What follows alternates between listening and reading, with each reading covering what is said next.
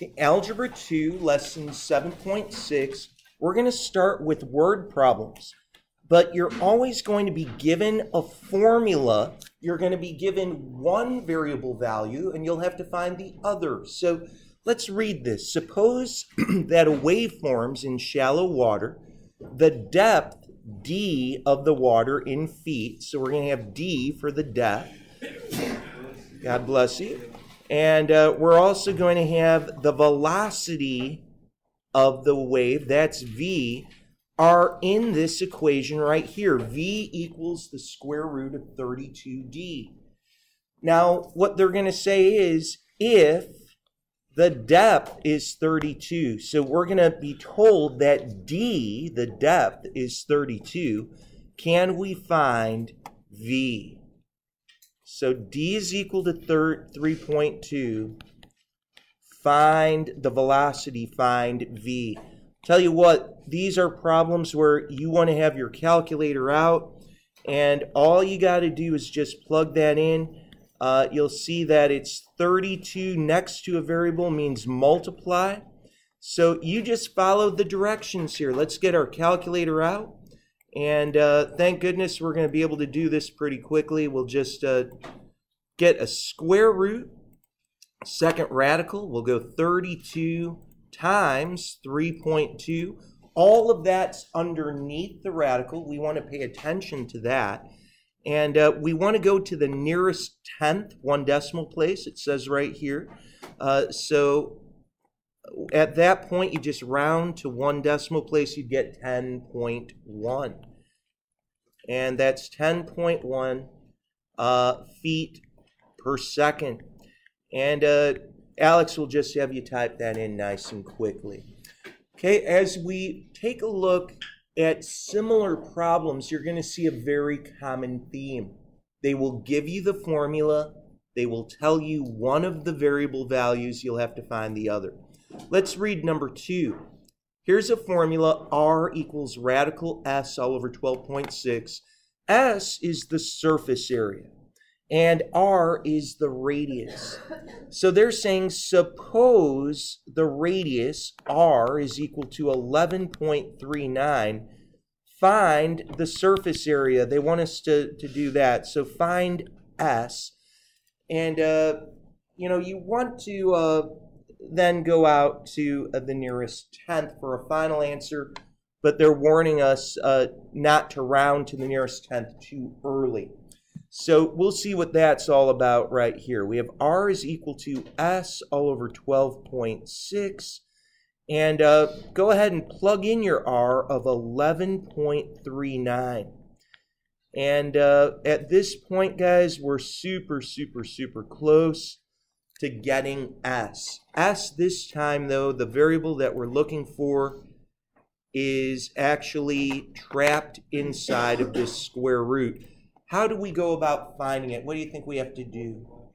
Well, you got to get rid of the square root, right? So you got to square. You got to square both sides. So we're going to go 11.39, and we're going to square that. And then when you square a square root, like we saw yesterday, the square root goes away. So we'll just have S all over 12.6 on the right side. But 11.39, when you square it, you can raise that up to the second power. And you can see it's 129.7321. Right? So we've got that 129.7321. Now we're not done because we still don't have S by itself. We're closer.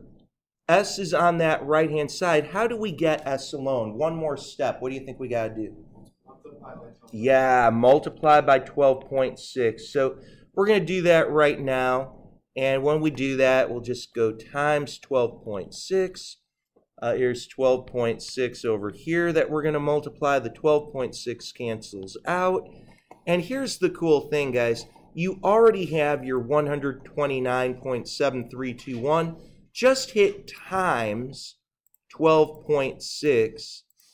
And then you'll get your 1,634 0.62446, but we're going to go to one decimal place, the nearest tenth.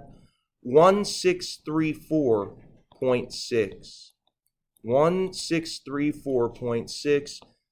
S is always in centimeters squared, so that's really what we have for our surface area.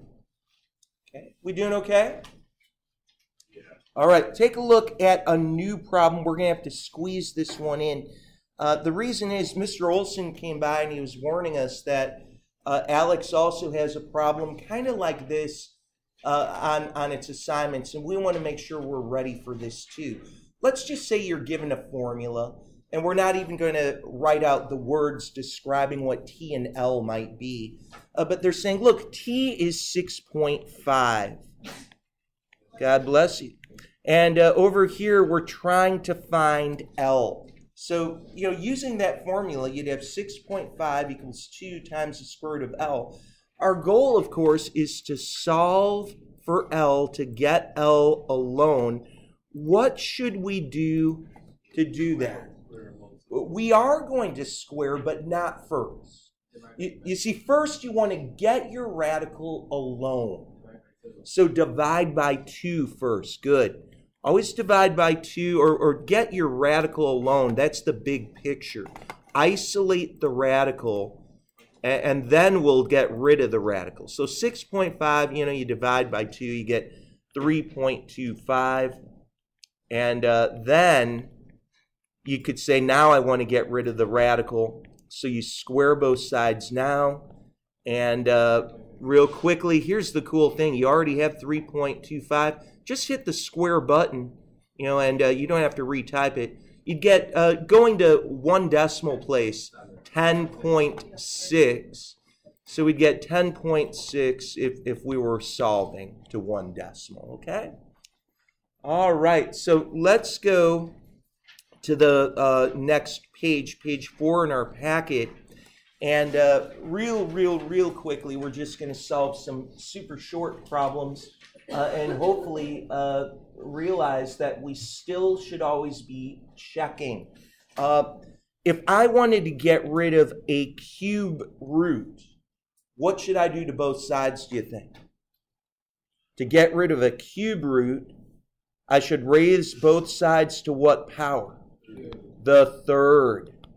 To get rid of a third root, you raise to the third power. Now, 4 to the third, of course, is going to get you 64. You could check that real quickly, right? I mean, you could go 4 to the third power. But you should still do a check. You should say, hey, is this really true? And, that's something where later on in these problems, we're going to see that does make a matter. Look, math, if we go down to number 4, actually the cube root is built into that math feature. We could just immediately check that out, and it checks. It's good. So our answer is x equals 64. Take a look at letter B. A lot of kids say no solution, but wait, let's check this out. Let's be real careful here. Yesterday we got no solution when we were solving here. By the way, if you take -5 up to the third power, you'd get -125. And you'd say, well, I don't know, does that check? Let's check it out. You're saying if I did the cube root of -125, would that equal -5? What do you think? Will it work? It does. It does. That's why you always want to do a check, guys. You're going to see that when you have odd roots, it's okay to plug negatives into them. And the safest thing is to just do a check. It only will take you a moment to see if it's going to work or not.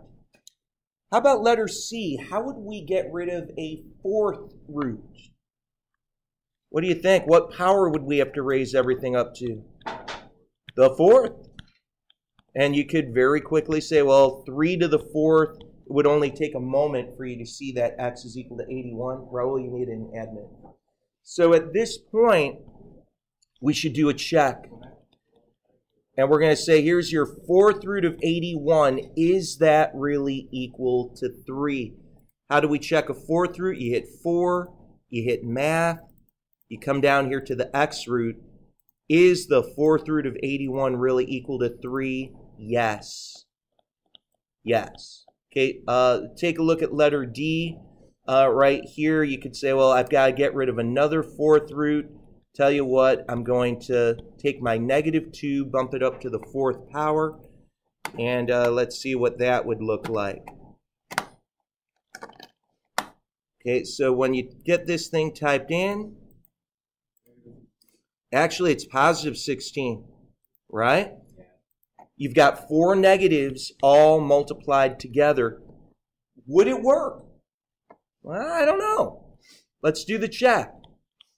What's the fourth root of 16? Would that be equal to -2? No, it isn't. So you got to be careful here. Some of these are going to be no solution. You're going to see this is a perfect case. This is not true. 2 is not equal to -2. This is no solution. So as you're looking at these guys, some of these problems won't have an answer. You got to be careful. All right, we're almost done. These last 2 guys, you don't have to, simplify. Actually, everything's going to be a prime number from what I'm understanding. How do you get rid of this 3rd power? What should you do to not take a square root, but take a cube root? And guys, here's the crazy, crazy, crazy thing. You're done just leaving your answer as the cube root of 11. You're done. You don't have to get a decimal. You don't have to try to break that down and try to simplify it. 11 is prime anyway. Last one. Right here, you'd say, well, to get rid of a 3rd power, I guess I have to take a 3rd root. And you could leave your answer as the cube root of -17.